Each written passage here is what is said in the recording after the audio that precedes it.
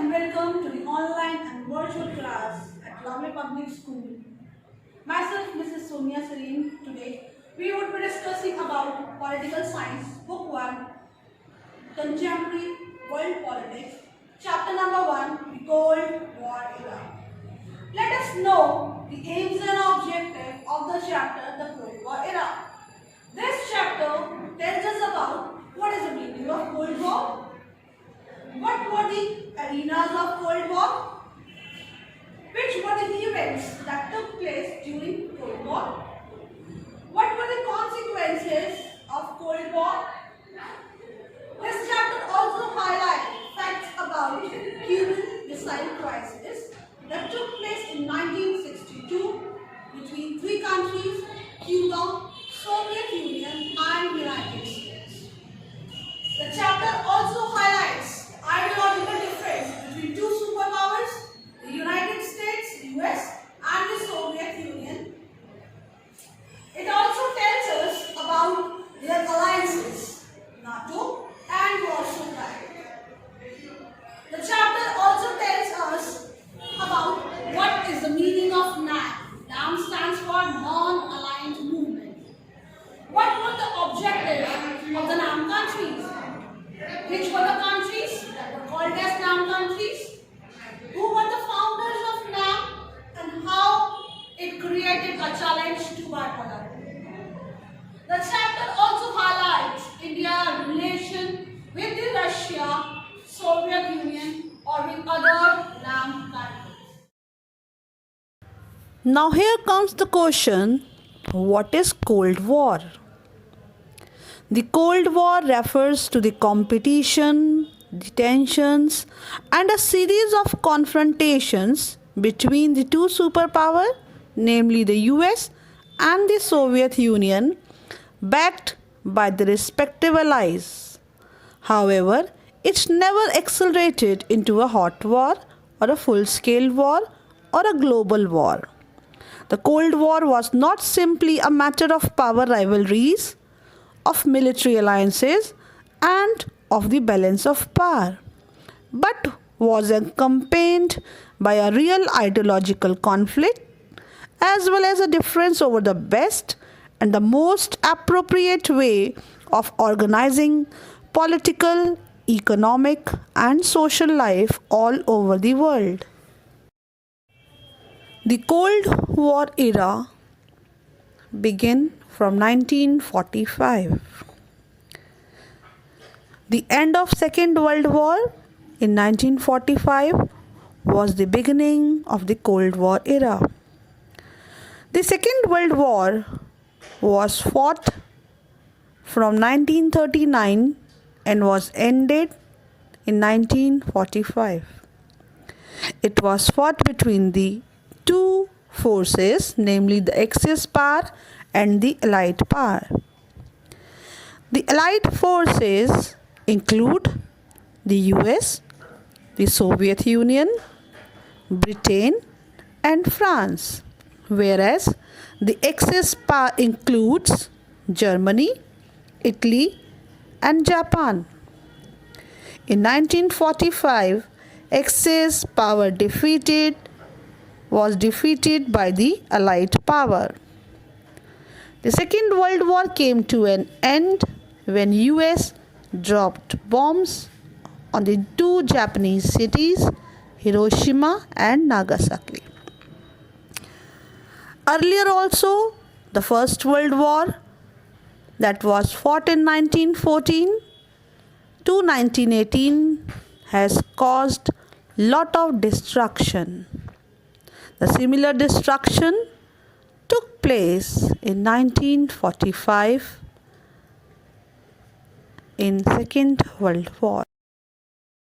The end of the Second World War led to the rise of two major centers of power. Now this slide shows two pictures that symbolizes the victory of the US and the USSR in the Second World War.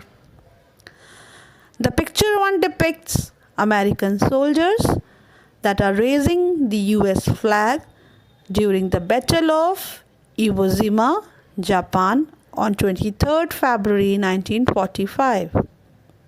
Whereas the second picture depicts Soviet soldiers raising the USSR flag on the Reichstag building in Berlin in Germany in 1945 May. After the Second World War, the two superpowers were keen of expanding their spheres and they tried to influence different parts of the world.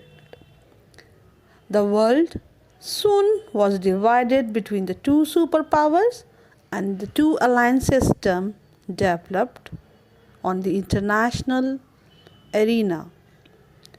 These superpowers, namely the US and the Soviet Union, they started influencing other countries and made different alliances.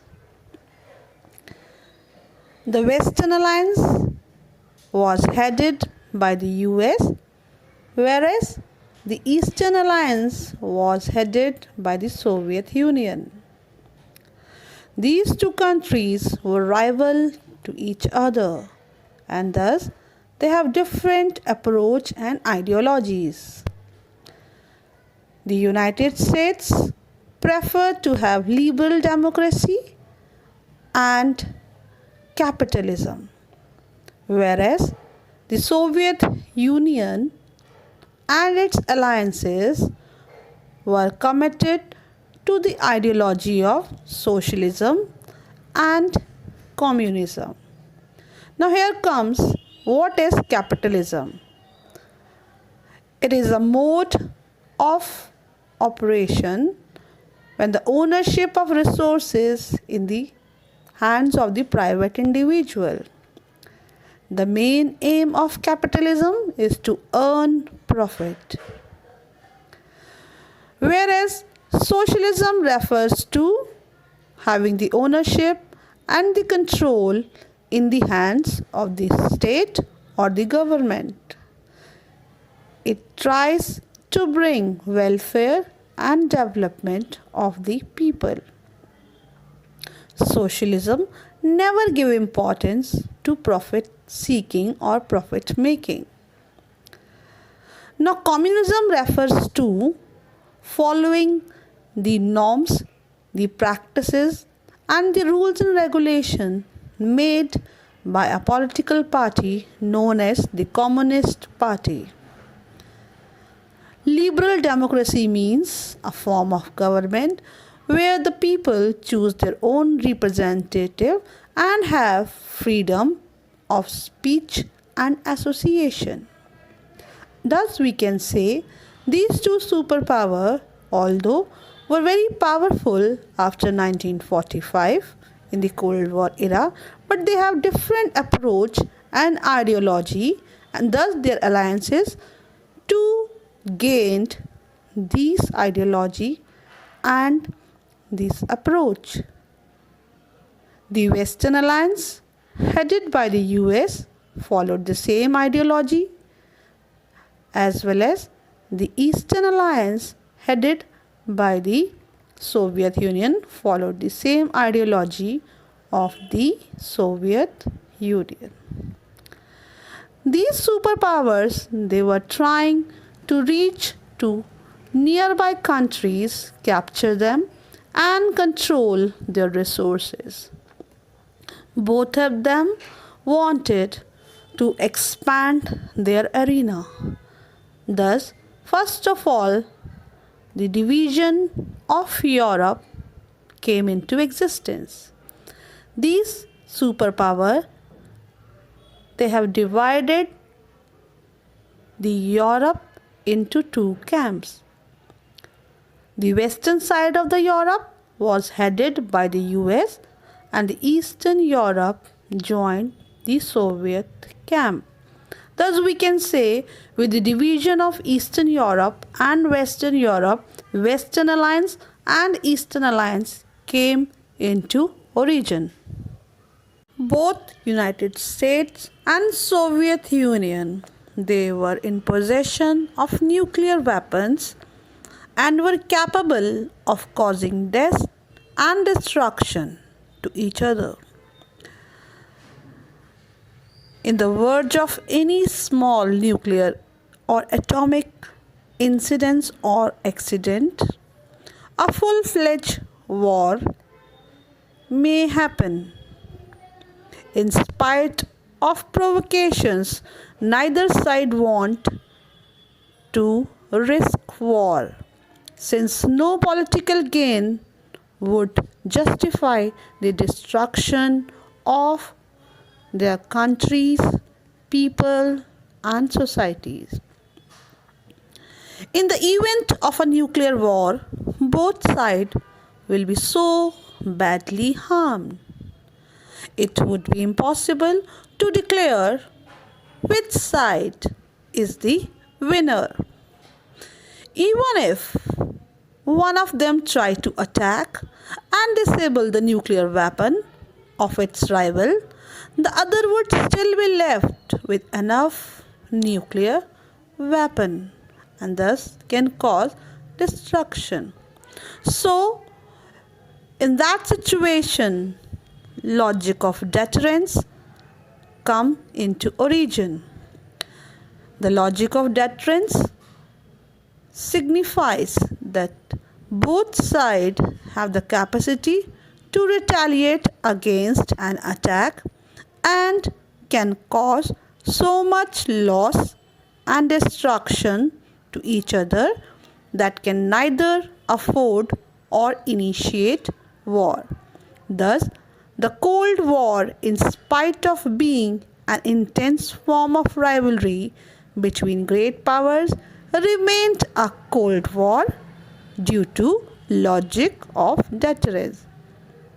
The logic of deterrence prevented war but not the rivalries between two superpowers.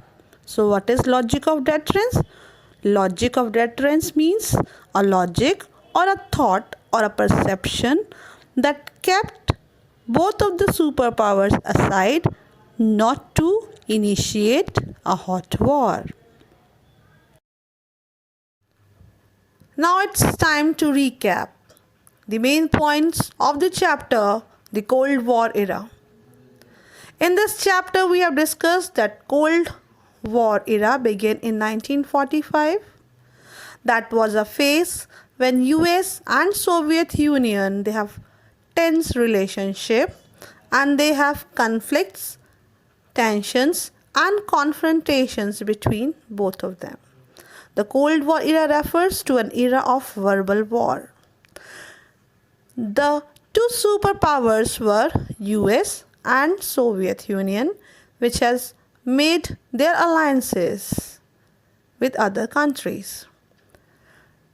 Western Alliance is the alliance of US and Soviet Union has alliance, namely Eastern Alliance.